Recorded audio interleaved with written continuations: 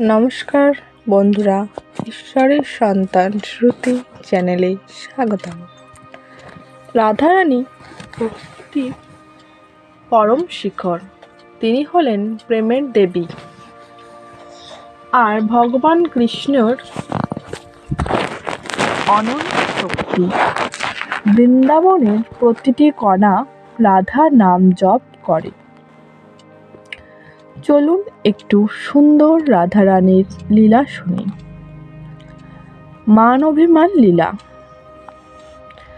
একদিন বৃন্দাবনে রাসলীলার পর কৃষ্ণ কিছুক্ষণ অন্য গোপীদের সঙ্গে কথা বলছিলেন। রাধারানী তা দেখে অভিমান করলেন। তিনি কুঞ্জবনে চলে গেলেন। মুখে নীরবতা, চোখে অশ্রু।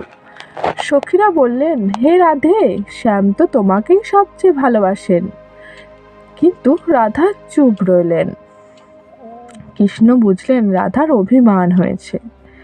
তিনি বংশী বাজাতে শুরু করলেন।